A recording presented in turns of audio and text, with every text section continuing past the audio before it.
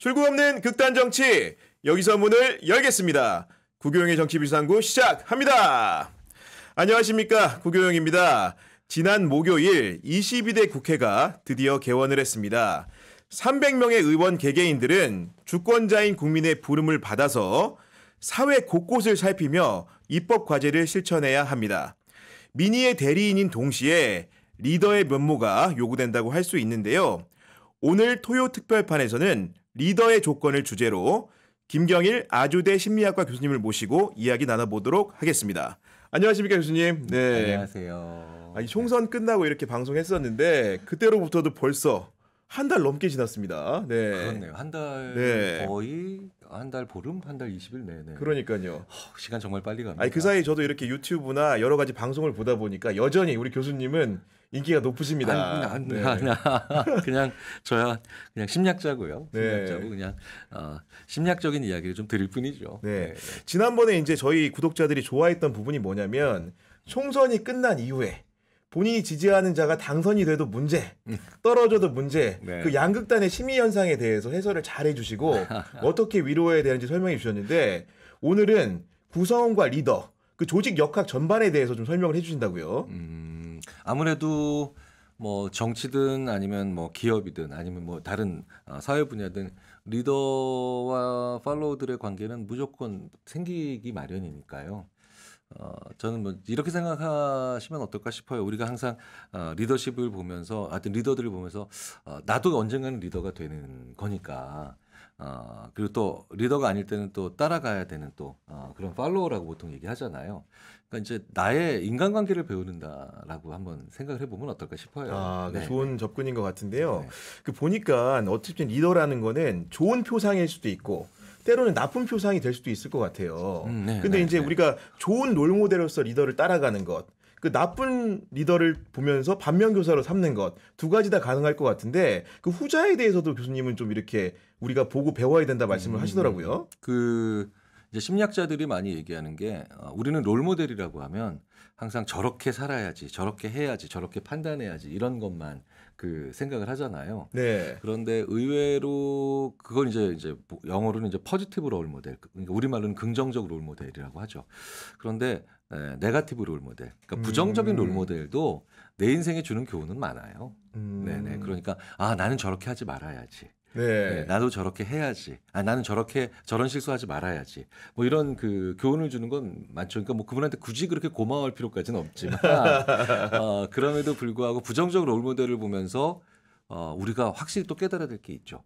근데 되게 재밌는 건 반대로 긍정적 롤모델을 보면서 난 저렇게 안 할 거야. 이렇게 생각해도 문제가 되고. 그렇죠. 따라야 되는데 원래 그 부분 같은 경우에는. 더 큰 문제는 부정적 롤모델을 보면서 나도 저렇게 해야 되겠구나. 이건 더 큰 착각이죠. 그러니까 우리가 부정적인 롤모델, 긍정적인 롤모델. 사실은 그러면 누가 이렇게 이름표에 써붙인 게 아니잖아요. 그렇죠. 네, 그러니까 뭐 긍정적 롤모델, 부정적 롤모델 이름표에 그 써붙이는 건 아닌데 그럼에도 불구하고 우리가 긍정적인 롤모델뿐만 아니라 부정적인 롤모델을 보면서도 교훈 그리고 깨달음 이런 걸 가지는 게 굉장히 중요합니다. 그럼 부정적인 롤모델이라고 할 수 있는 사람들 아마도 양태의 특징이 좀 있을 것 같은데요. 좀 어떤 특징들이 대표적으로 좀 있습니까? 뭐 이제 결정하지 않는 리더. 네. 그다음에 공을 가로채는 리더. 그다음에 뭐 예를 들어서 정말 요즘 젊은 분들이 싫어한다는 뭐 경청하지 않는 리더, 공을 가로채는 리더 말고 그다음에 무지한 신념이나 아니면 근거 없는 신념으로 몰아붙이는 리더 뭐 이런 것들이 있죠. 근데 굉장히 재밌는 건 이런 분들을 우리가 대부분 일반적으로 알아보거든요. 그죠? 특별 가능하죠. 네. 근데 흉보면서 닮죠. 나도 모르게 동화가 돼버리는 기이한 현상이. 그러니까 굉장히 많은 경우에 그게 부모 자식 관계에서 많이 일어나요. 네. 그러니까 제 아내가 저한테 그러더라고요. 당신은 그렇게 시아버지, 그러니까 저한테는 아버지죠. 네. 당신은 그렇게 아버지 형을 보면서 잠깐만 이러면 안 되는데. 큰일 났네요. 네, 솔직하게 가야 됩니다. 네. 가끔 흉을 봅니다. 네. 그리고 자기 부모님 흉을 배우자랑 보는 건 배우자와의 관계가 굉장히 좋아지는 방법 중에 하나입니다. 네네. 그런데 그렇게 아버님 흉을 가끔 보면서도 어떻게 이렇게 똑같아 당신? 뜨끔뜨끔하죠. 네, 저도 느끼거든요.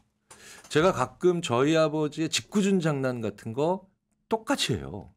어렸을 때 그거 되게 싫어했었는데. 그러니까요. 네네. 그런데 그게 왜 그러냐면 우리가 흉을 보는 것만으로 그치면 오히려 따라하기 쉽습니다. 의외로 그게 말하는 걸 믿거든요. 야, 저렇게 살면 안 되는 거야 라고 얘기를 하거든요. 그런데 저렇게 살면 안 되는 거야 라고 하면서 그렇게 사는 것에 대한 얘기들을 막 하죠. 예, 뭐 안 듣고 뭐 공 가로채고 뭐 아니면 막 윽박지르고 막 이런. 네. 그런데 그걸 따라하게 되는 거예요. 말하는 걸 믿게 돼 있어요. 사람이. 자기 암시가 된 건가요? 네. 그러니까 심리학에 말해서. 굉장히 네. 유명한 말이 saying is believing. 그러니까 그게 저러면 안 된다라고 얘기하고 있지만 저렇게 하는 행위들을 묘사하는 과정에서 저렇게 할 수밖에 없겠구나라고 자기 암시를 주는 네. 경우들이 많거든요. 그러면 거기에 이제 현실적인 이유들이나 아니면 핑계들이 붙으면 순간적으로 이게 역사적으로도 많이 일어난 그 과언인데요. 그땐 그렇게밖에 할 수가 없었을 거야. 라고 합리화를 해석을 또. 아주 이상한 해석을 하게 말하면서 자기가 그 하지 말아야 될 행동을 자기가 저지르기 쉬운 순간이 오면 거기다가 구실을 붙이면서 그 일을 합리화하는 그런 일들이 막 벌어지기 시작하거든요. 이거 역사적으로 많이 되풀이되고 있는 현상이죠. 그래서 이러지 말아야 돼라고 흉을 보시는 건 그러면 하지 말란 얘기냐? 아니요. 흉 보시는데 그래서 작은 행동이라도 그 반대 행동을 해야 돼요. 네네네. 그 반대급부가 따라야지만 교정이 그렇죠. 되는 거군요. 네. 심지어 이거는 가짜 뉴스가 왜 계속 믿어지는가에 대한 이유도 설명합니다. 그러니까 만약에 예를 들어서 오늘부터 초콜릿 맛이 나는 우유를 마시면 아이가 자폐가 됩니다. 아니 갑자기 이거 말도 안 되는 네. 가짜 뉴스죠. 근데 실제로 미국에서 있었던 일이에요. 네네. 초콜릿 맛이 나는 우유를 마시면 아이가 굉장히 안 좋은 질병이나 아니면 정신적인 어려움에 겪는다. 이게 좀 말도 안 되는 근거 없는 가짜 뉴스거든요. 네. 그 사람들이 얘기하면서 야 초콜릿 우유 마시면 아이가 문제가 생긴데 말이 되냐? 정신 나간 거지. 누가 믿어? 이렇게 얘기 서로 한단 말이에요. 그게 또 돌고 거라서 네, 결국은 신념화가 되는 거군요. 그런데 예. 결국 초콜릿 우유의 판매량은 떨어지고요. 심지어 우유 판매량까지 떨어지는 그런 일이 벌어지죠. 네. 아니 근데 우리가 이런 일이 되게 많아요. 미역국 먹으면 시험 떨어진다고 생각하십니까? 아니 뭐 그런 생각 안 해봤죠. 안 예. 하시죠. 당연히 그건 말도 안 된다고 생각하시죠. 근데 시험 날 아침에 제가 미역국 드리면 기분은 안 좋으시겠죠. 그렇죠. 이게 뭔가 그렇죠. 그렇죠. 네. 그래서 그런 얘기를 들을 때마다 아유 말도 안 되는 얘기하고 있어. 야 초콜릿 우유 좀 갖고 와봐. 한 잔 마시자. 혹은 야 초콜릿 줘봐. 한번 먹어보자.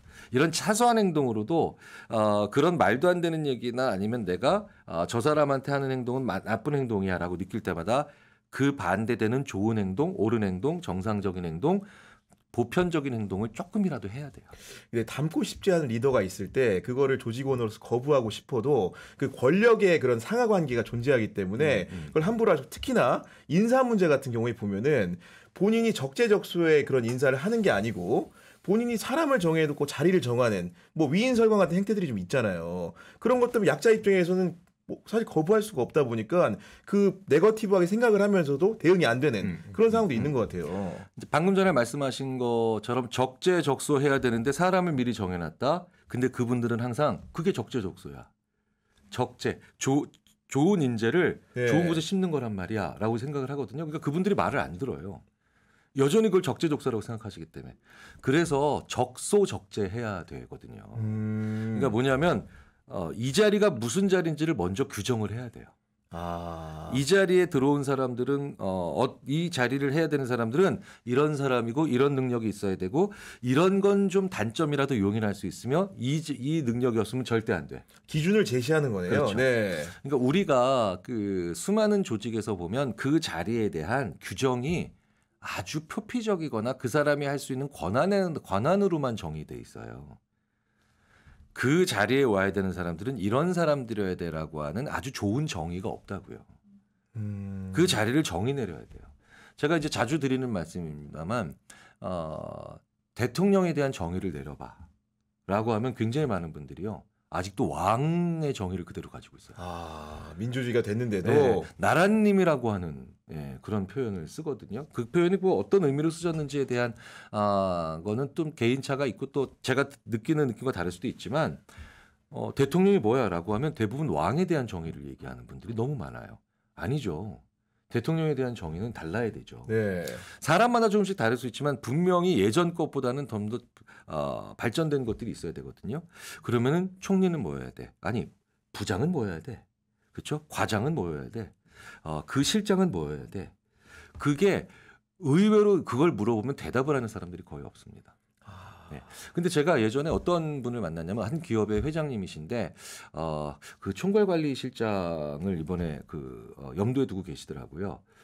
그래가지고 총괄관리실장은 어떤 사람이어야 돼요? 애들이 그분은 딱 평상시에 고민을 했기 때문에 그게 나오겠죠. 그렇죠. 고민을 했기 때문에. 네. 네. 총괄관리실장은 말이야 지가 없어도 그 일이 돌아가게 만들 수 있는 능력이 있어야 돼. 좀 못 돼도 좋아. 네. 좀 소심해도 돼. 그런 건 다 참을 수 있지만 지가 있어야만 일이 돌아가게 만드는 사람은 절대 총괄관리실장 되면 안 돼. 이게 그 회장님의 명확한 한 10년, 20년 한 고민으로부터 나온 그 자리에 대한 정의죠. 근데 저희 같은 경우에는 그 나라의 자리 같은 경우에도 흔히들 얘기한 지연, 혈연, 학연 같은 뭔가 좀 특수한 관계성에 의존해가지고 이제 인선을 하는 경우도 많다 보니까 뭐 국민적인 실망도 이어지는 경우들이 왕왕 있는 것 같아요. 그러니까 그거를 자리에 그 사람을 앉히는 사람도 정의를 안 가지고 있는 것도 문제죠. 근데 이제 조금 더 넓게 보자면 우리가 그 자리에는 누가 가야 되는가에 대한 그 조직을 보고 있는 또 다른 옆에 있는 조직, 그 조직들을 둘러싸고 있는 그 분야의 전체의 시각 이런 데서 거기에는 이런 사람들은 들어가서 앉아야 되지만 이런 사람은 절대 되지 않는다라고 하는 우리가 지금 왜 그 매뉴얼화된 백서화된 그런 데 적혀 있는 그런 거 말고 거기는 네. 무슨 관련 분야 종사 6년이라고 하는 말도 안 되는 그런 얘기 말고 방금 전에 제가 말씀드렸던 어떤 행위나 아니면 어떤 가치에 기반한 정의가 있어야 돼요. 네. 우리 사회가 사람 인사 말씀하셨잖아요. 인사가 만사인데 항상 참사도 다 인사가 되는 이유는 그 자리가 어떤 자리에 대한 진지한 고민을 길게 해놓지 않고 그 고민들을 기록하지 않고 그렇기 때문에 그 자리에 되기 위해서는 얼마나 중요한 생각들이 있어야 되는가를 하나도 남겨놓지 않고 근거가 없기 때문에 그래서 결국은 정권이 바뀌든 네. 아니면 그 자리에 보낼 수 있는 권한을 가지고 있는 사람이 바뀌든 항상 끊임없는 논란이 그러니까 적소적재가 되려면 적어도 그 리더가 되기 위한 과정들, 훈련의 과정이 또 필요하다는 얘기로 들리기도 합니다. 왜냐하면 네. 그 자리에 대한 고민이 없이 갑자기 되다 보면 당연히 그 밑에 있는 적절한 위치에 누구를 써야 될지에 대한 생각이 없다 보니까 아까 말씀하신 대로 직무에 대한 이해나 정의가 없으니까 엉뚱한 사람이 올 수도 있는 거 아닙니까? 네. 그러니까 제가 저희 대학 총장님 예전에 총장님이셨던 분 중에 그 기간이 길지 않음에도 불구하고 꽤 깊은 고민을 좀 해보시니까 부총장에 대한 얘기가 나오는데 네. 부총장이라는 게 뭘까 저한테 물어보시더라고요. 그래서 제가 이제 이분이 자기 정의가 내려졌구나라고 생각해서 그냥 총장을 보좌하는 사람이요. 정말 김 교수 네가 대답하기도 어이없지. 네. 그렇네요. 라고 했더니 그분이 그 예전 총장님인데 저한테 그러더라고요. 총장이 없을 때 총장을 대신한다라고 하는 그런 얕은 생각이 아니라 총장님 이거 할까요? 라고 물어보는 게 아니라 총장님 이걸 하셔야 됩니다라고 물어보는 사람이에요. 진언을 할 수 있는 사람. 네. 그 얘기 딱 듣는 순간 이분은 확실히 일을 해본 사람이구나라는 느낌을 제가 가졌는데 그게 바로 뭐냐 시간이 길지 않더라 하더라도 그분이 총장 되신 지 20년 된 게 아니거든요. 네. 총장이 된 지 불과 몇 개월 만에 그런 생각을 하셨다라는 것은 제가 생각했을 때 총장이 되고 난 다음에 만약에 처장, 뭐 부총장, 처장, 무슨 뭐 대학원장 이런 자리에 대해서 이건 어떤 사람이 해야 되는가에 대한 고민을 하는 과정에서 자기가 스스로 정의 내릴 수 있기 때문에 이런 얘기를 하실 수 있지 않을까 생각이 들어요. 기업이나 대학이나 이런 조직에서 이런 리더들을 우리가 아주 흔하진 않지만 뜨문뜨문 보잖아요. 정치에서도 보고 싶죠. 국민의 한 사람으로서. 그 리더의 덕목 중에도 생각나는 거는 좀 공사 구분이 확실했으면 좋겠다. 예를 들면 자기나 가족의 문제를 너무 연연하는 모습을 보이게 될 때 그 공적인 판단 기준이 아닌 사적 기준이 공적인 업무에 투영될 때 사람들이 굉장히 실망하게 되거든요. 리더한테. 그 공사가 구분이 안 되는 리더들이 필연적으로 이제 맞닥뜨리는 아주 네. 함정이 뭐냐면 그분들이 빠진 함정이 뭐냐면 내가 리더니까 권력자잖아요. 그런데 공사 구분을 못한다는 게 무슨 뜻이냐면 내 권력을 행사하면 안 되는 데서 그 권력을 행사하거나 아니면 힘을 행사할 때 문제가 생기잖아요. 그런데 그게 심리학 연구를 보면 대부분 모든 상황에서 안정적인 권력자가 되면 그 비극이 벌어진다라고 얘기를 합니다. 아, 그런가요? 네, 그러니까 모든 상황에서 안정적인 권력자가 이제 예를 들자면 기업을 예를 들자면 당연히 이 기업의 회장님이 기업에 출근하면 권력자죠. 근데 이 양반이 퇴근하고 동호회 가서도 권력자가 돼요. 네. 동창회에 가서도 권력자가 돼요. 그렇죠. 네. 그다음에 마을 그러니까 사는 아파트나 아니면 그런 데에 주민회의 가서도 권력자가 돼요. 그럼 이분은 자기가 통제를 안 당하기 때문에 편의점에 가서 알바생한테 권력자가 될 수도 있다는 거예요. 식당에 가서 도와주시는 분들한테 자기는 고객이지 권력자가 아니잖아요. 그렇죠. 네. 근데 뭘 좀 떨어뜨렸다라고 해서 기분 나쁘고 해서 고개 숙이라고 하거나 아니면 심지어는 이런 일이 얼마든지 가능합니다. 다른 식당에 가서 그 직원이 마음에 안 든다고 사장을 불러서 이 사람 해고해라고 하는 어이없는 짓을 해서 문제를 키우게 되는 경우도 있죠. 사람이 언제나 어디서든 어느 상황에서든 권력자가 되면 의외로 문제가 커져서 자기 자신을 제어하지 못하게 되는 그런 생각이 드는데 자기 자신을 제어하지 못한다는 게 무슨 뜻이냐면 옆에서는 객관적으로 눈으로 봤을 땐 당연히 들어야 되는 사실을 무시하는 일이 벌어져요. 네. 당연히 고려해야 되는 안건도 고려하지 않게 되는 일이 벌어지죠. 그러면 사실 제일 중요한 건 권력자가 어디에서든 나가 권력자가 되는 걸 두려워하고 막아야 되죠. 그러면 사실 굉장히 높은 위치에 있는 분들은 동창회 가도 좀 대우받잖아요. 그렇죠. 상석에 그렇죠. 안내한다거나. 네. 이런 어떤 모임에 가도 그렇잖아요. 그러면 이 권력자가 나가 늘 권력자가 돼서 내 통제력을 아니면 자제력을 상실하지 않기 위해서 스스로 해야 되는 일이 뭘까요? 내가 어디선가 저권력자가 고권력이 네. 아닌 저권력자가 돼야 되잖아요. 그렇죠. 그걸 하기 위해서 심지어 과거의 조선의 왕들도 기꺼이 어린 사람들한테 배웠던 문화들이 있습니다. 어떤 겁니까? 뭘 새로 배우는 거예요. 그냥 뭐든지. 무조건 학습이다. 네. 네. 인간이 누군가에게 새로운 걸 배우게 되면 그 사람이 스승이죠. 그잖아요. 네. 그러니까 어린 스승을 만나는 거예요. 만약에 예를 들어서 어떤 대기업의 회장님이 새롭게 십자수를 배운다고 해봐요. 십자수로 돈 버실 일은 아니죠. 그렇죠. 네. 그런데 그 회장님이 만약에 65세시면 그러면 십자수 선생님은 35세세요. 그런데 야 십자수 좀 가르쳐봐. 이렇게 못하죠. 선생님 십자수 이렇게 하는 거 맞나요? 이렇게 얘기하게 되죠.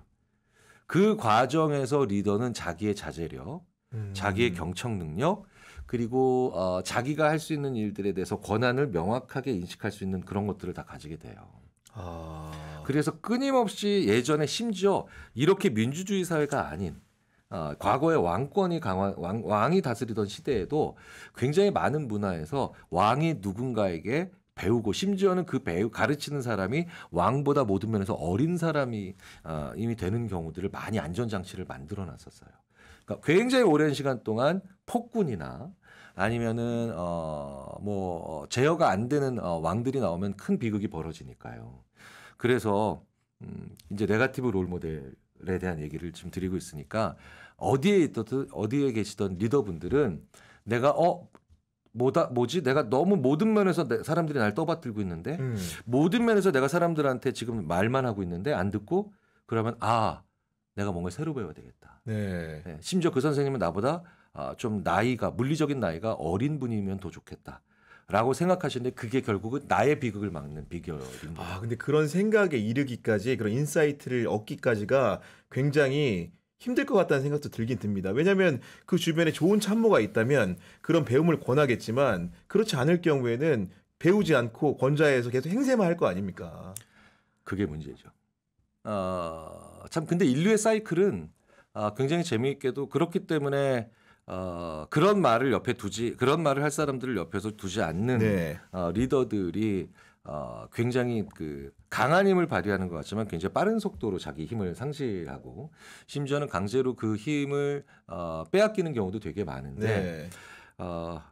그렇다면 이제 당연히 그 다음에 하실 질문이 그거죠. 그럼에도 불구하고 누군가 살짝 얘기를 해주고 네. 그 말을 듣게 하려면 어떻게 해야 되느냐. 그렇죠. 모두를 위해서. 되게 재밌는 건 사실 이게 저희 강연자들이 많이 하는 얘기인데 어떤 기업에 가서 강연을 하면 그 기업 대표님이 강연에 우리 회사 직원들이 참 잘 귀를 기울여 듣고 깨달은 바가 많았다고 고맙다고 제가 대표해서 저 말씀을 전해드립니다라고 하면 네. 제가 막 웃으면서 근데 그 얘기 정확하게 대표님이 다 하셨던 얘기잖아요. 그 회사 대표님이 그 직원들에게 다 했던 얘기예요. 근데 왜 대표님이 하셨을 때는 잘 안 듣고 제가 했으면 들었을까요? 대표님이 이상한 분도 아닌데 그러면 왜 그렇죠? 진짜 그러고 보면 그랬더니 제가 멀리서 와서 가까이 있지 얘기했기 않고. 때문에, 네. 멀리서 와서 얘기했기 때문에 그렇다고. 이게 정치에도 이런 포인트들이 되게 유효할 것 같다는 생각이 많이 네, 드는데 네. 제가 구체적으로 이름 거명하면 안 될 것 같아서 그렇죠. 좀 조용히 네, 넘어가겠습니다. 네. 그리고 이제 뭔가 좀 네거티브형 롤모델 중에 보면 본인의 그 신념을 투철하게 관철하려고 하는 행태가 좀 나타나는 분들이 있어요. 문제는 그 신념이나 소신이 좋은 방향으로 가면 괜찮은데 누가 봐도 좀 어색한 방향, 잘못된 방향으로 갈 경우에는 모두가 좀 불행해지지 않습니까? 심리학자들이 그런 얘기 많이 합니다. 신념이 없는 사람이 가장 신념이 투철하다라는 얘기를 많이 해요. 신념이 뭘까요? 그러니까 절대로 타협할 수 없는 가치 같은 걸 신념이라고 보통 생각을 하잖아요. 네. 그럼 가치라고 하는 것은 사실은 유형적이지 않을 가능성이 크죠. 굉장히 추상적이거나 아니면은 형이상학적일 가능성이 커요. 근데 신념이 없는 분들은 자기가 신념이 있다라고 착각을 언제 하냐면 선 넘으면 안 된다. 너 무슨 색 옷 입으면 안 된다. 사람 앞에서 다리 꼬우면 안 된다라고 하는 굉장히 유형적인 것에 집착을 하는 경향이 있어요. 이게 이제 뭐 물활론적 사고다, 뭐 아니면 뭐 굉장히 유아적 사고다, 뭐 이렇게 얘기를 하는 분들이 계시긴 하지만 다 떠나서 신념이라고 하는 건 결코 하루아침에 만들어지는 게 아니고요. 작은 고민을 여러 번 해야 나오는 게 신념이에요. 굉장히 많은 그 심리학자들이 저한테 이걸 상의하시더라고요. 김 교수, 우리 심리학자들이 이런 거 많이 얘기하잖아. 아이가 해야 될 고민과 부모가 해야 될 고민을 구분할 줄 알아야 현명한 부모다. 그럼 다음 질문은 뭐겠어, 김 교수? 뭐가 아이가 해야 될 고민이고, 그렇죠. 예. 무엇이 그 부모가 해야 될 고민인가가 중요하잖아. 그럼 제가 그 동료 심리학자들한테 그렇지. 그럼 그게 뭐냐는 거야. 그 내용이. 내용이. 네. 근데 그럼 제가 이제 자주 동료 심리학자들이랑 주고받는 우스갯소리가 야, 누구나 다 가지고 있지만 누구도 안 읽었다는 책이 마이클 샌델의 정의란 무엇인가야. 그 읽은 사람이 없어? 다 가지고 있는데 200만 부나 팔렸다는데 왜 끝까지 읽은 사람이 아무도 없을까? 그렇죠? 이 정의란 무엇인가 같은 책들을 보면 마이클 샌델이 정말 이 다양한 정의들을 소개하잖아요. 그럼 예를 들어서 제가 이게 정의란 무엇인가라는 책을 보니까 예를 들어서 대를 위해 소가 희생하는 게 정의야. 요걸 맞다라고 생각하면 거기서 끝나더라고요, 읽는 게. 그렇겠죠. 네. 더 이상 안 읽어요. 왜냐면 뒤에 괜히 읽었다가 다른 정의가 나오고 소개되면 속상하니까. 근데 반대로 소를 위해 대가 오히려 따르는 게 똑똑한 소의 대가 따르는 게 정의야. 만약에 이런 챕터가 있다고 치면 또 거기에 동의하는 분들은 거기서 읽기가 스톱돼요.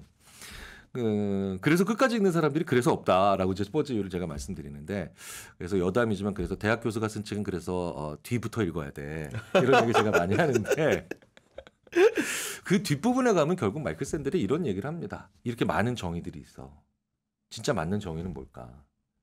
진짜 정의는 지금 이 순간의 정의는 무엇인지를 매번 기꺼이 그때마다 고민하는 게 정의다. 그러니까 무조건 자기 걸 고집하는 게 아니라는 거죠. 그렇죠. 변할 수 있는데 그 가치 상황에 맞게 뭔가 소신을 가지는 것. 이런 걸 얘기하는 것처럼 들리는데요. 그러니까요. 매번 기꺼이 그때마다 고민하는 게 정의예요. 그러면 그게 매번 기꺼이 그때마다 고민하면 이렇게 한 장씩 쌓이겠죠. 그게 막 몇백 장 쌓이면 우리가 종이 이런 용지도 몇백 장을 쌓으면 이렇게 쌓이게 되고 겉에서 보면 하나의 기둥처럼 보이죠. 그게 그 사람의 신념이고요. 그게 그 사람의 철학이에요. 어느 날 갑자기 누가 탁 주는 것도 아니고요. 네. 네. 어느 날 갑자기 만들어지는 깨달음도 아니에요.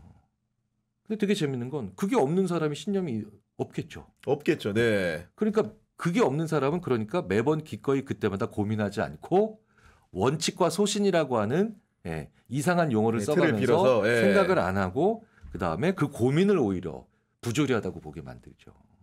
그 고민을 소모적인 거라고 보게 만들고 그 고민을 하자라고 얘기하는 사람을 나쁜 사람, 이상한 사람, 쓸모없는 사람으로 매도하기 딱 좋다는 거예요. 자기의 신념을 고집하는 사람은 없어요. 자기의 신념이 없을 때 고집하는 걸 신념이라고 착각하는 것뿐이고요. 네. 정말 신념이 있는 건 자기가 매번 기꺼이 그때마다 고민하면서 쌓아왔기 때문에 아주 절대적으로 지켜야 되는 가치, 뭐 생명, 그다음에 지구, 뭐 이런 아주 극소수의 절대 타협이 불가능한 그런 가치 말고 지고지순의 같이 빼고 네. 나머지 것들에 대해서는 그래? 그럼 이번엔 어떻게 해야 될까 고민해야 돼요. 그러니까 신념이 없는 자의 특징이 고민하지 않고 신념이 없는 사람의 특징이 경청하지 않고 고민하지 않으니까 경청하지 않겠죠. 그렇죠. 예. 신념이 없는 사람의 특징이 바로 경청과 고민이 없으니까 논의하지 않는 거예요. 상의하지 않는 거예요. 그래서 매번 기꺼이 그때마다 고민하는 리더가 되셔야 됩니다. 그 신념이 없는 사람 저는 떠오르고 있는데 그 예를 들면 공적인 자리에서 그런 분들 같은 경우에 보면은 사적인 감정을 또 분출하는 사례들이 있잖아요. 그런 경우가 좀 많지 않습니까?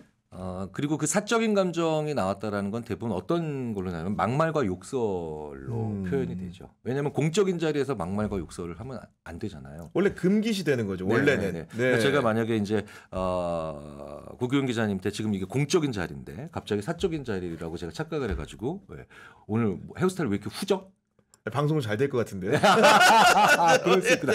가끔은 공적인 자리인데 사적인 자리가 코미디가 될 때가 필요합니다. 있죠. 네. 될 때가 있는데 물론 가끔 저도 그래서 그런 그 가벼운 그런 그 사적인 그 감정이 넘어오는 장면을 연출하면서 강연을 재밌게 할 때도 있죠. 아니면 심지어 강연보다 더 조금 더 무거울 수밖에 없는 논문 심사 뭐 이런 거 할 때도 아주 가볍게 그걸 할 때도 있는데 지금 말씀하시는 건 그게 아니라 공적인 장면에 사적인 감정이 들어와서 판단을 흐리거나 일을 그르치거나 하는 그런 상황을 얘기하는 겁니다. 네. 첫 번째는 공과 사가 구별이 안 되는 건 그게 다 사기 때문에 그렇지 않을까 싶어요. 그러니까 이게 뭐냐면 그 공사가 제일 구별이 안 되는 게 이제 기업에서 이제 지금은 그런 일이 그렇게 많지 않지만 오히려 기업들은 굉장히 그런 것들을 잘 단속을 하고 감시를 하게 만들어서 예전보다 많이 줄었는데 회장님이 오셨는데 이게 우리 기업이 다 내 거잖아요. 그런 인식이 저변에 깔려 있겠죠. 네. 그렇게 생각을 하기 시작하면 사람도 내 거 같고 심지어는 그래서 이런 얘기를 얼마든지 자기도 모르게 할 수 있죠. 왜 애 하나밖에 안 낳았어? 둘 더 나. 내 거 소유물로 여기니까. 네. 그러니까 공적인 영역에 사적인 감정이 넘어온다라는 건 대부분 그걸 행하는 사람은 얼마든지 할 수 있다라고 생각을 하지만 그 얘기를 듣는 사람들은 굉장한 무례가 되거나 부조리가 되는 경우가 대부분이겠죠. 자, 그러면 이제 그 선을 왜 못 끊느냐? 그 선을 왜 못 끊느냐라고 하는 건데 대부분 보면 다 이렇게 하죠. 이거 괜찮을 줄 알았다고. 사후적으로. 아니면 두 가지 방법이죠. 그거 괜찮을 줄 알았다라고 약간 수동적으로 나오거나 거기까지는 할 수 있는 거지. 라고 이제 아주 적극적으로 이제 어디서 많이 들어본 얘기 같은데요. 그러니까 생각해 보세요. 그냥 얼마든지 일어나는 일이에요. 얼마 전에도 다른 대학에서 대학원생에게 지도 교수가 결혼하지 말라고 너 지금 만나고 있는 사람한테 얘기를 하는 사례가 한번 저희한테 온 적이 있어요. 야, 그거는 굉장히 공적인 영역과 사적인 영역을 구분 못하는 분이죠. 근데 그 교수님이 그러셨대잖아요. 아니 내가 선생이 제자한테 나쁜 놈이랑 결혼할 것 같은데 못해? 이런 조언도 못해? 라고 하죠. 근데 만약에 그 교수님이 정말 내가 고민을 많이 해봤는데 김군 혹은 박량 자네 내가 어떻게 하다 보니까 어떤 사람을 만난다는 걸 내가 들었는데 내가 근데 인생 선배로서 정말 조심스럽지만 내가 한마디만 할게. 조금 고민을 해보는 게 좋을 것 같아. 그렇죠. 네. 이건 내가 선생으로서 조금 선을 넘은 걸 수도 있지만 내가 이런 얘기는 좀 해보고 싶어서 기분 나쁠 수도 있겠지만 조금 고려해줬으면 좋겠어. 미안. 하여튼 네. 난 내 얘기를 이렇게 전달할게. 뭐 이렇게 했다고 치자고요. 그랬으면 그 문제가 일어났을까요? 안 일어났겠죠. 일어나더라도 그렇게까지 일어나진 않았겠죠. 그리고 만약 저 같았으면은 다른 사람 얘기도 한번 들어보라고 했을 것 같아요. 그렇죠. 그럼. 유연한 방식으로 설명한다거나. 네. 그렇다면 그 두 번째 형태의 교수님은 뭐 존재하지 않았지만 만약에 그렇게 한 교수님이시면 그 사람은 그 자기 제자에게 왜 그렇게 얘기를 했을까요? 그 제자를 평상시에 지켜봤기 때문에 그런 거예요. 모든 무례하거나 선을 넘는 사람들의 특징이 뭐냐면 관찰하지 않았기 때문입니다. 상대방을. 관심이 없기 때문에. 관찰하지 않는 거예요. 네. 마찬가지죠. 관찰하지 않은 이유는 관심 없기 때문이에요. 제가 예전에 이런 일이 있었어요. 오래 산 부부, 결혼 20년 차, 30년 차 된 부부가 100년애로, 뭐 100년애라는 표현은 너무 옛날 표현이고, 그래도 여전히 잘 10년, 20년 후에도 뭐 아웅다웅하면서도 그래도 잘 살 수 있는 그런 그걸 예측하려면 어떻게 되느냐. 정말 어려운 질문이죠. 그러니까 만약에 이 부부가 앞으로도 무난하게 살아갈 수 있는 그걸 볼 수 있으려면 어떻게 해야 될까요? 이런 질문을 하시길래 제가 뭐 그냥 심리학자들이 이런 얘기 많이 하거든요. 뭐 20년, 30년 차 된 부부가 뭐 서로 보고 막 설레고 이러진 않잖아요. 그렇죠. 네. 근데 아웅다웅하면서도 결국 살아내고 인생의 후반부까지도 잘 같이 손붙잡고 가는 부부들의 특징이 뭐냐면 제가 이제 인용한 거죠. 그걸. 서로 장난치는 부부다. 장난치는 부부다. 그러니까 장난은 상대방에 대한 애착이 있기 때문에 가능한 거다. 이런 얘기를 해요. 그럼 꼭 이런 분들이 계세요. 다음 날 저한테 볼멘 소리로 전화든 이메일이든 김 교수님 내가 당신 말 듣고 그날 장난친다 해야 된다 그래서 집에 들어가서 장난쳤다고. 근데 우리 부인이 뭐라는 줄 알아요? 장난치지 말라고. 오히려 나 때문에 오히려 점수 더 깎였다고. 그럼 제가 얘기를 해요. 당신 기준으로 하면 희롱이에요. 장난이 아니라. 네. 상대방 기준을 알아야 될 거 아니에요. 그렇죠. 상대방 기준을. 남의 입장에 생각을 해야 되는데. 그렇죠. 네. 네. 그러니까 상대방 기준을 알려면 뭘 해야 되느냐? 관찰을 해야 돼요. 굉장히 많은 한국의 이게 갑자기 리더십 얘기하다 이쪽으로 가서 죄송합니다만 굉장히 많은 한국 사람들이 상대방을 물끄러미 관찰하지 않아요. 그냥 이 사람은 이런 사람이구나, 이 사람은 이렇구나라고 하는 자기애가 너무 강하죠. 네. 그러니까 미리 결론 내려놓고 말을 하려고 하지 관찰하지 않거든요.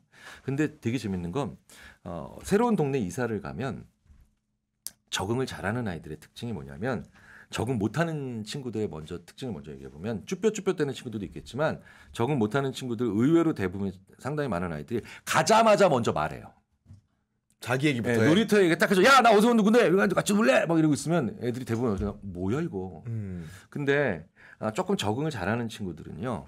일단 놀이터에 가서 친구들이 아니라 그 동네 아이들이 있을 때 슬쩍 이렇게 좀 봅니다. 쟤는 뒤통수 만지면 되게 싫어하는구나. 저 친구는 자기한테 패스하는 거 되게 좋아하는구나 축구할 때. 뭐 이런 몇 가지를 살짝 관찰을 합니다. 그냥 보는 거예요. 보는 건데 그냥 아무 생각 없이 보는 건 왔지 뭐 이런 거잖아요. 근데 이제 observe, 관찰하는 거. 관찰을 좀 하고 난 다음에 그렇구나라고 한 5분 10분 정도 지켜보고 가는 애들은 항상 보면 훨씬 더 적응을 잘하고 친구들이랑 잘 봅니다. 근데 이 한국에서 리더들이 상대방은 너무 관찰을 안 해요.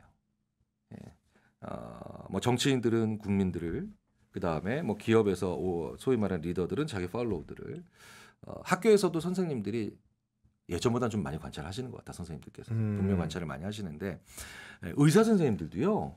진짜 환자 잘 보시는 분들은 이게 물끄러미 그렇다고 이제 환자가 앞에 앉아 이렇게 하면 이제 이상하니까 근데 이제 뭐 대기실에 있는 그 환자분들 이렇게 쑥 보거나 이렇게 다만 몇 초라도 사람들을 관찰합니다. 그러니까 지켜보는 거예요. 결론 내리지 않고 상대방에 대해서 이해하려고 하는 그런 생각들. 관찰하지 않는 사람들은 반드시 공사구분 못하고요. 선 넘고요. 무례해지고 이런 일들이 많이 벌어지고. 그리고 이제 그렇게 관찰하지 않는 사람들은 또 회의석상에 이런 데서 자기 얘기 발언 비중이 너무 높은 경우도 많은 것 같아요. 왜냐하면 상대방에 대해서 이해도가 떨어지니까 상대방이 하는 얘기들을 이해할 수 없죠. 그러니까 상대방의 얘기를 이해할 수 없을 때 가장 적극적으로 그 순간을 모면하는 방법이 내가 말하는 거예요.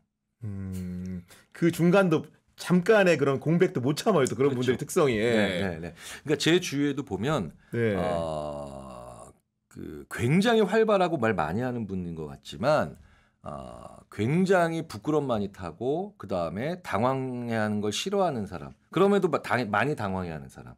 이 사람들은 아예 상대방으로 하여금 나를 당황해하거나 아니면 상대방으로 하여금 나로 하여금 곤경에 빠질 만한 여유를 아예 안 주기 위해서 끊임없이 자기만 말하는.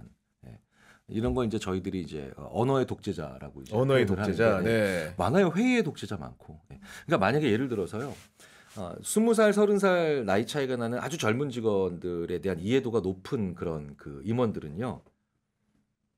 계속해서 회의를 하면서 상대방으로 하여금 말을 많이 하게 만들어요. 그러니까 다시 이해도가 높아져요. 그러니까 다시 20살, 30살 나이 어린 직원들에게 더 발언권을 많이 줘요. 근데 그 이해도가 떨어지잖아요. 그 이해도가 떨어지는 분들은 그 사람들이 하는 얘기를 알아듣기 힘드니까 불편해서 내가 얘기를 많이 해요. 그러니까 상대방에 대한 이해도가 더 떨어져요. 그러니까 자기가 또 말을 많이 해요. 그래서 어떤 경우든 내가 그 모임에 있는 사람들을 10명이든 5명이든 놓고 봤을 때 그 사람들이 n분의 1 하면 5명 있으면 20%죠. 그럼 곱하기 하면 2죠. 40%죠. 40% 이상의 얘기를 나의 n분의 1을 했을 때 나에게 주어진 발언의 시간 곱하기 2 혹은 3 이상을 하기 시작하면 나는 지금 아무것도 모르고 있다는 얘기예요. 근데 그런 분들이 또 특성이 그 공식적인 회의석상에서 그렇게 90% 이상의 지분권을 발휘하고 또 나중에 회식을 하자 그래요. 그 술자리 가가지고 또 거기서도 또 이제 들었다고 생각하는데 거기서 나온 얘기는 일상적인 안부 묻는 수준이에요. 이제 한국의 회식 문화는 아주 좋은 장점도 있죠. 네. 좋은 장점도 있고 저도 회식을 뭐 싫어하는 건 아닙니다. 그런데 한국의 회식 문화가 지금 말씀하신 그런 부작용들이 있잖아요. 그래서 이걸 저희 심리학자들이 이렇게 표현합니다. 물론 그 심리학자라서 그렇게 표현하는 게 아니라 회의 때 했던 무리한 부탁에 기름칠을 하는 과정이다. 라고 저희들이 이제 표현을 해요. 어르고 달래는 과정이다. 네. 안 보는 게 그거죠. 네. 그러니까 회의 때 내가 말도 안 되는 얘기를 열심히 하거나 아니면 막 무리한 얘기를 했어요. 내가 화도 좀 냈는데 좀 약간 이제 연민의 감정. 여기가 거칠어지고 약간 일이 있으니까 거기다 기름을 막 칠하는 거예요. 네. 칠하는 건데 그거는 사실은 굉장히 많은 사람 그게 참 안 좋은 게 그게 굉장히 그런 문화가 악습이 대물림되죠. 대물림되고 난 다음에 저렇게 해야 되는구나. 그러니까 흉보면서 배우는 것처럼 회식이 나쁘다는 뜻은 아닌데. 아니 그러니까 저도 좋다고 네네. 생각합니다. 예. 근데 이게 한국의 회식 문화에서 진짜 조심해야 되는 것 중에 하나가 회식을 좋아하는 사람도 있지만 싫어하는 사람도 있고요. 선택권이 있어야죠. 네. 김치찌개를 좋아하는 사람도 있고 싫어하는 사람도 있듯이 제가 이렇게 어느 순간 깨달은 게 보니까 회식을 별로 안 좋아하는 좋은 리더들을 우리나라가 지금까지 너무나 많이 배제해 왔더라고요. 회식을 별로 좋아하지 않는 올곧은 성품에 아니면 일 잘하는 리더들을 너무 많이 리더의 위치에서 끌어안치고 중요하지 않은 잘못들이 있어요. 어느 날 갑자기 가보니까 어떤 기업에 회식 때 술 잘 마시는 순으로 1, 2, 3, 4, 5 이렇게 딱 그룹의 경영 순위가 정해져. 예. 있어요. 네. 그러니까 저는 술을 못 마시는 편은 아니지만 진짜 만약에 내가 리더라면 회식에 참가하지 않거나 회식을 좋아하지 않는 그런 리더들 중에 진짜 필요한 사람들이 누가 있는가를 꼭 중요해 볼 필요가 있는데 우리나라 기업들 중에 잘된 기업들이 있죠. 네. 지금까지도 왜 그래도 세계 시총 100위 안에 200위 안에 들어가 있는 기업들을 보면 의외로 그 기업의 최고 의사결정권자가 야, 그 친구 회식 때 하나도 안 와도 일은 잘하잖아 라는 걸 챙긴 그런 경우들이 꽤 있어요. 그래서 갑자기 회식 얘기가 나오니까 제가 이제 갑자기 아니 왜냐면은 그 아까 왜냐면 대체로 이제 뭔가 훈육의 과정일까요? 회의석상에서 화를 낸다는 거는 상대방을 가르치고 교화하려고 하는 거잖아요. 근데 그에 대한 보상으로 술자리를 개최해서 뭔가 교화시키려고 하고 그런 훈육과 교화의 반복 이런 걸 통해서 이제 뭔가 정근대적인 방식으로 사람을 길들이는 그런 그런 통영인 것 같아서 조금 그 구 기자님 말씀에 제가 약간 변형을 하자면 그게 마취제 놓는 거죠. 회식할 때 술 마시잖아요. 술은 진정제거든요. 예. 그러니까 아픈데 술 마시면 덜 아프거든요. 그렇죠. 네. 그러니까 이게 사실은 진통제 놓는 거예요. 회의 때 굉장히 아프게 하고 술 마시는 게 그러니까 우리나라 사람들이 술을 많이 먹는 이유 중에 하나가 정신적인 진통제가 필요해서 먹는 거거든요. 사실 술은 만약에 생각해 보세요. 아주 마음 맞는 친구나 가까운 지인이랑 즐겁게 쓰잘데기 없는 얘기하며 시덥지 않은 얘기하며 깔깔대면서 먹어야 스트레스 해소되고 좋은 술이죠. 근데 이런 그런 종류의 회식 같은 경우는 열심히 때려놓고 여기다가 진통제 아니면 네. 몰핀 놓는 거랑 똑같은 일이거든요. 한국 문화가 참 이런 진통제를 많이 필요로 했었죠. 네. 네, 뭐 회의 시간이라든가 여러 건데 이게 막말, 욕설 이런 거 되게 많으니까. 근데 제가 아무리 지금까지 개인적으로 저도 수많은 리더를 경험해봤고 그거보다 몇십 배 더 많은 리더들을 의뢰받고 관찰해본 적도 있고 또 심리학자로서 연구해본 적도 있는데 막말과 욕설이 많은 리더들 중에 불안하지 않은 리더들 거의 본 적은 저는 없는 것 같아요. 오히려 불안의 표현이다. 네. 언제 자기 자리가 이제 흔들릴지 모른다는 위기의 또 바탕일 수도 있는 것이고. 뭐 우리가 사실 동네에서 뭐 학생들이 싸울 때도 불안한 쪽에 먼저 욕하잖아요. 그럼 이제 영화에서도 딱 우리는 그 법칙을 알고 있기 때문에 먼저 막 욕하고 있으면 저 자식 한 대 맞아야 되겠군. 이제 이게 안 불안한 쪽은 네. 더 센 쪽은 더 강한 쪽은 욕하지 않죠. 네. 근데 이제 이게 꽤 많은 아시아권 심리학자들이 그래서 특히 이제 아시아의 리더들이 뭐 서양도 그런 사람들 꽤 있지만 아시아의 리더들이 막말이나 욕설을 많이 하는 경우가 많은데 그 욕설 연구가 그래서 또 아시아 심리학자들이 많이 했고 또 한국은 또 욕이 워낙 많은 사례가 많으니까요. 네. 해보면 실제로 심리적인 위안의 효과는 분명히 있어요. 욕을 하는 사람, 막말하는 사람. 풀어지는. 네. 그러니까 이제 그게 왜 그러냐면 그 막말과 욕설을 하는 과정에서 이게 나와 내 욕을 그러니까 내가 지금 상대방에게 막말할 수도 있지만 아직 여기 없는 그러니까 우리의 적, 우리의 네. 라이벌 이쪽에다 욕을 할 때 더 세게 막 하기 시작하잖아요. 그러면 이제 몇 가지 효과가 있는 게 저렇게 상대방의 강자에게도 욕을 하는데 나한테 욕을 하니 사실은 나도 견뎌야 되겠구나. 라고 하는 아주 묘한 그런 암시 효과가 복종의 암시를 만들어내는 경우도 있고요. 두 번째로 또 그렇게 이제 욕을 서로 주고받는 단계에서 이런 비정상적인 언어나 아니면 이런 허용되지 않은 언어를 우리가 같이 공유하고 있다. 우리 같은 사람들이 점잖은 사람들이 이때 굉장히 묘한 그 심리적 해방감을 같이 공유하기도 해요. 그래서 특히 의외로 욕을 하면 안 돼, 막말을 하면 안 돼, 그런 부정적인 언어를 하면 안 되는 거지라고 성장 과정이나 훈련 과정에서 많이 강조를 받는 직업들, 대부분의 좋은 직업들이죠. 네. 그런 직업들에 의해 보면 의외로 곳곳에 그런 막말러와 욕잘러들이 헤게모니, 그러니까 실권을 중간중간에 잡고 있는 경우들이 많이 보여요. 그 공적 자리에서 우리가 사적 감정의 표출의 위험성에 대해 얘기를 했는데 그럼에도 불구하고 그 사적 감정이 리더로서 필요한 측면도 있지 않습니까? 어떤 그 사적 감정을 표출할 때 리더는 존중받을 수 있는 건지 그것도 궁금한데요. 슬픔, 분노. 슬픔과 분노. 네. 리더가 분노해야 될 때 분노하지 않으면 어디로 가야 될지를 모르고요. 리더가 슬퍼해야 될 때 슬퍼하지 않으면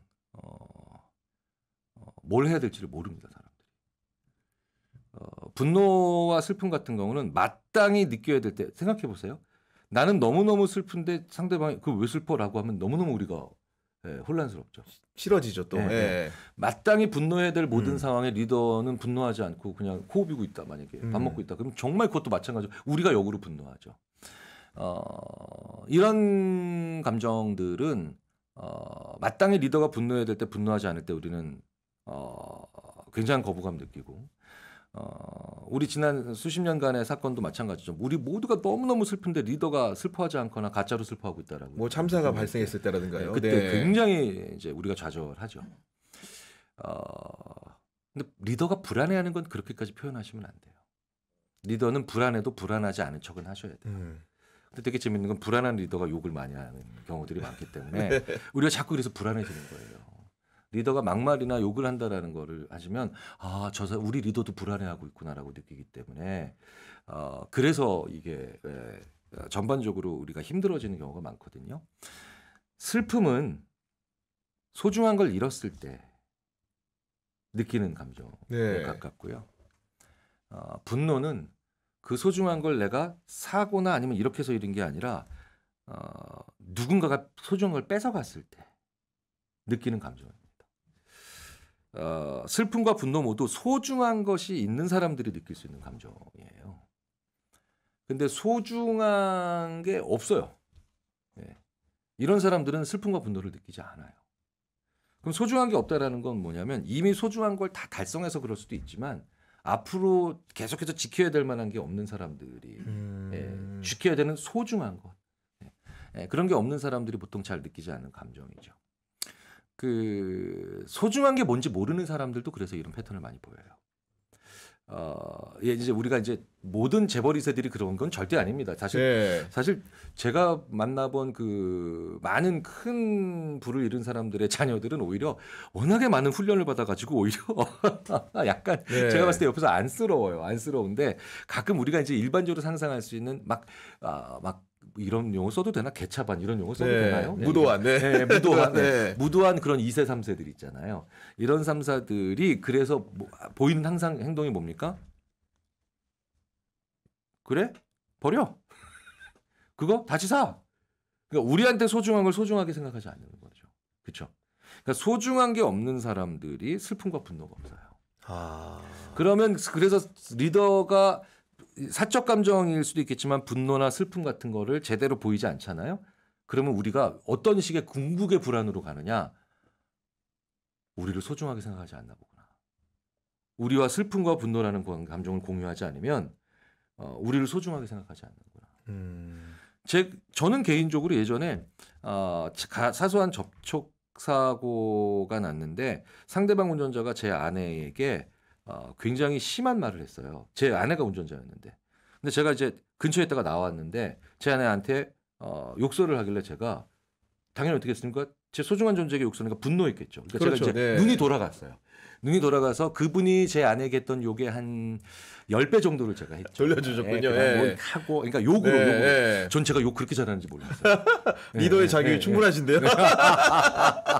뭐 가정은 평등해야 되니까 뭐 제 아내도 리더, 저도 리더인데 어쨌든 그날 저녁에 이제 같이 저녁 먹으면서 제 아내가 아유 그래도 지 와이프 소중한 건 알아가지고 그러니까 이런 느낌이 드는 거예요. 제가 마땅히 소중한 거에 대해서 분노하니까 그 위에 당할 때.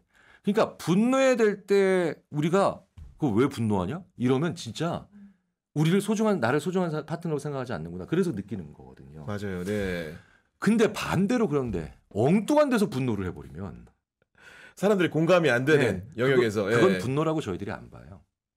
거의 짜증이라고 불러요. 짜증이다. 저희는 뭐 분노의 반대말, 뭐 분노는 정도로 왜 뭐 우리 이런 얘기하잖아요. 분노, 대노, 극대노, 뭐 경노 뭐 이런 표현 많이 쓰잖아요. 근데 심리학자들 그런 표현 잘 안 쓰고. 짜증이구나. 심리학자는 분노와 짜증을 구분을 해요.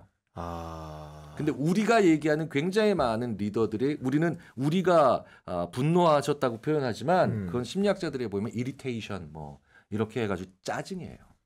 짜증. 그 발생 동기가 또 다르겠네요. 네, 다른 거죠. 분노와 짜증은. 그러니까 분노는 명확한 이유가 있는 거고요.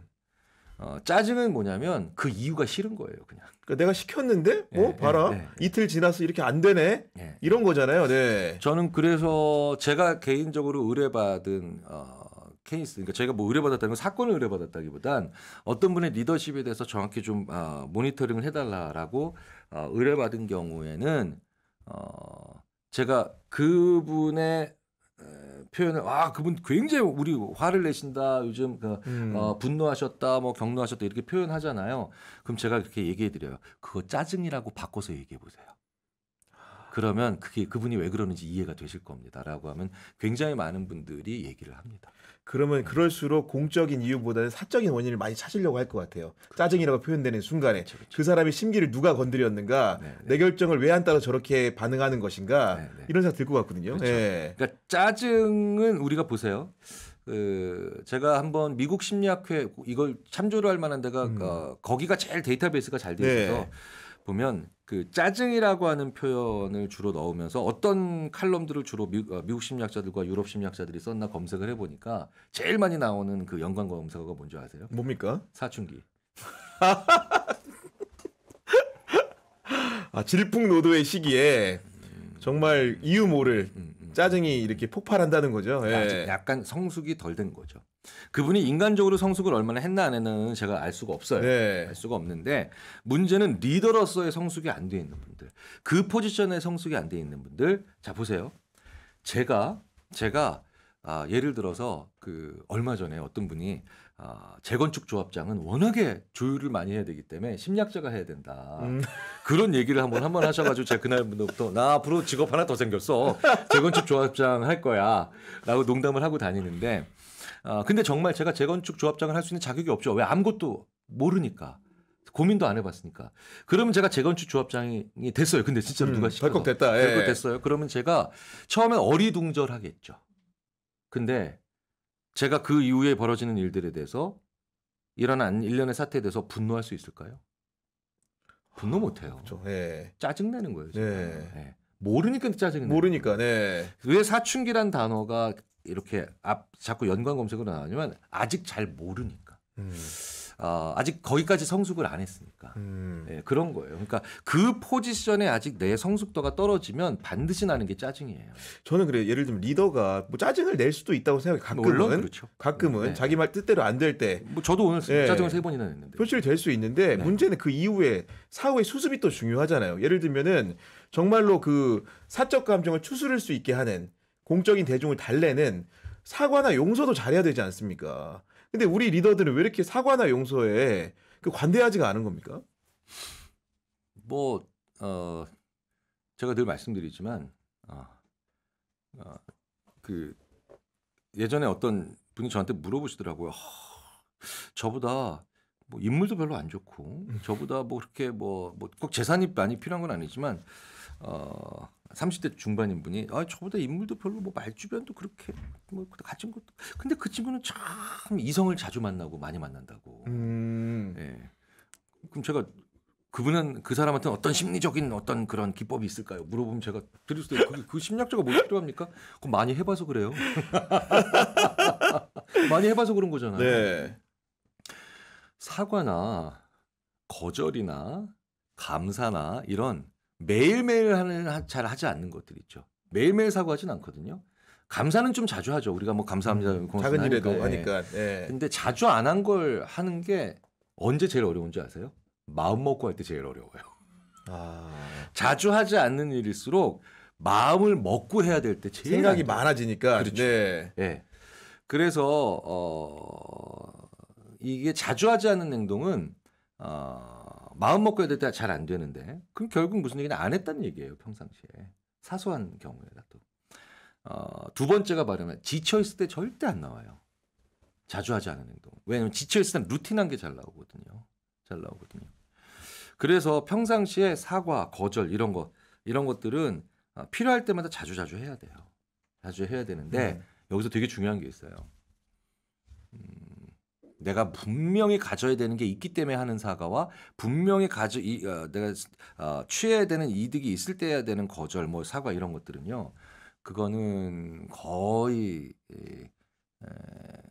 효과가 없다고 보셔도 됩니다. 사람은 목적 의식이 가지게 되면 어떠한 행위라도 상상하면서 그걸 할 수 있게 되기 때문에 그건 거의 의미 없습니다. 진심이 아니기 때문에. 그러니까 진심으로 하는 가벼운 사과, 진심으로 하는 가벼운 뭐 이런 용서 구하기 이런 것들이 좀 있어야 되는데 마찬가지로 제가 말씀드렸잖아요. 그게 평상시에 언제 가능해지겠어요? 일상생활에 있어야 되거든요, 그런 게. 평소에 있었어야지 자연스럽게 그것도 나오는 건데. 네. 그래서 제가 아주 다 사소해 보이지만 그걸 꼭 하라고 하는 게 우리나라의 리더. 그러니까 제가 근데 이 얘기를 들어서 실천해 보신 굉장히 많은 우리나라의 리더들이 저한테 김 교수, 자네 말대로 내가 해봤더니 진짜 자제력이 생기네. 내가 이게 되네. 중요할 때 내가 사과를 할 수 있게 되네. 그게 바로 뭐냐면 방금 전에 말씀드렸잖아요. 어린 사람한테도 배우기. 네, 음. 그러니까 이걸 하게 되면 자연스럽게 어린 사람이 아유 죄송합니다. 뭐 이런 게 생겨요 이게. 평상시에 이런 하나하나가 뭐 쌓여가면서 또 싹 쌓여가면서 우리가 중요할 때 사과할 수 있는 그런 게 되거든요. 네. 네. 그러니까 저희 정치 환경에서 보면은 가끔 이 젊은 정치인들이 등장을 하는데 그 젊은 정치인들 수용하는 노 정치인들의 태도가 겉으로는 수용성 있게 대한 듯 했지만 그 시간 중요한 시간이 끝나면 뭔가 쥐었다 버리는 행태를 보이는 것들도 많더라고요. 그러니까 그게 바로 뭐냐면 어쨌든 그 사람들을 우리 조직에 어떻게 적응시킬까 생각하기 때문에 그래요. 새로 들어온 젊은 소를 항상 큰 데에 어떻게 적응시킬 수 있을까. 그게 문화지능이라고 하는 것. IQ의 시대도 지나고 EQ의 시대도 지나고 CQ, 문화지능이라고 네. 부르는데 그게 가장 문화지능이 떨어지는 사회에서 하는 짓입니다. 그게 아니라 새로 들어온 젊은 소가 있으면 기존에 더 나이가 많은 대들이 야 이번엔 이 친구들한테 우리가 뭘 바꿔서 맞춰볼까? 이번엔 우리가 뭘 살짝 변화해서 이 친구들에게 적응해볼까? 이걸 고민을 해야 돼요. 정말 많은 곳에서 이 문화지능이 아직은 우리가 좀 많이 떨어지죠. 그러니까 특히나 정치 영역에서 그런 문화지능이 정치력은 떨어지다 보니까 정말 많이 떨어지는 거예요. 정말 2030 젊은 세대들이 예, 예. 기대할 게 아예 없는 상황이 도래한 것 같아요. 그렇죠. 그러니까 계속해서 들어오는 소가 네. 그러니까 기존의 대랑 똑같아지니까 점점 더 과거 형태의 대만 더 커지는 거죠. 예. 그러니까 그럼 결국 뭐냐 그 분야 자체가 버림받아요 미래에. 그러니까 그걸 생각하셔야 돼요. 그 분야가 점점 더 커지는 것 같고 공고해지는 것 같지만 그 분야가 그냥 통으로 버림받을 수도 있어요. 그러니까요. 예. 그러니까 만약에 그게 정치라면 정치라고 기존에 우리가 생각하는 정치에 다 아예 새로운 정의가 나오면서 지금 이분들이 그냥 한 번에 다 버림받을 수도 있어요. 이거 분야에서는 얼마든지 일어나는 일입니다. 특정한 인더스트리 자체가 그냥 버림받아 버리는 경우 얼마든지 있잖아요. 네. 정치가 영원무후할 것 같으세요? 지금 우리가 생각하는 형태의 정치가 아닐 수도 있거든요. 네. 좀 진지하게 고민을 해보셨으면 좋을 것 같아요. 언제까지 이렇게 새로운 20대, 30대인 분들에게 이렇게 매력이 없고 네. 정말 네거티브 롤모델로 이렇게 확실하고 퍼펙트한 잠깐만 죄송합니다. 네네. 아 실제 그러니까요. 네. 네. 정말 이제 끝으로 하나 여쭤보고 싶은 게 이제 리더를 쉽게 바꿀 수 없고 절대 배우지 않으려고 하는 특성 때문에 그런 리더를 둔 사람들의 절망과 분노, 무기력감 특히 이런 것들이 최근에 많은 것 같아요. 그게 뭐 비단 정치뿐 아니고 사회 제 영역에서 그럼요. 그 분노 어떻게 치유할 수 있겠습니까? 제가 이런 얘기를 많이 드려요. 살아가면서 물론 이 또한 지나가는 이런 얘기를 드리려고 하는 게 아니라 시간이 지나면 네. 해결된다. 네. 네, 빨리 좀 지나갔으면 하는 분들도 있더라고요. 네, 보니까. 네. 생각해 보십시오. 내 부서장 그냥 회사에 다니는 직장에 있으면 내 부서장이 어떻게 좋은 리더만 만나겠어요. 포지티브 롤모델, 긍정적 롤모델, 부정적 롤모델도 만나겠죠. 되게 재밌는 건 이것도 저희들이 그래서 또 추적하는 연구자들이 있는데 긍정적 롤모델을 만났을 때 그 사람의 직무, 일, 직무적인 기량이 늘어요. 직무에서의 기량이.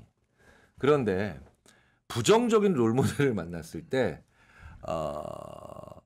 사회적인 기량이 늘어요. 직무와 어떻게 보면 살면서 둘 다 필요한 거긴 하니까요. 그죠? 네. 물론 긍정적 롤모델 7, 뭐 예를 들어서 부정적 롤모델 3, 이 정도면 그나마 괜찮은데 부정적 롤모델 8, 긍정적 롤모델 2면 네. 사회적 기량만 늘어서 직무 능력을 별로 안 가지고 있는 사람이 될 수도 있겠죠. 근데 여기서 더 중요한 게 있습니다. 더 중요한 게 있는데 긍정적 롤모델을 만났을 때는 대부분의 사람들이 보편적으로 기량이 늘어요. 직무적 기량이. 직장에서. 근데 부정적 롤모델을 만났을 때는 그렇게 사회적 기량이 느는 한 60-70%가 있는 반면 그 부정적 롤모델을 따라서 자기의 사회적 남아있는 기량마저 없애버리는 이 30%가 있어요. 사회적 손실이네요. 그건. 네. 네. 그래서 부정적 롤모델을 만났을 때 우리는 뭐라도 해야 됩니다. 그게 리더야 물러가라 이런 것도 있을 수 있겠지만 저렇게 살지 말아야지라고 하면서 그러니 나는 이렇게 살아보자라고 하는 실천을 하셔야 돼요.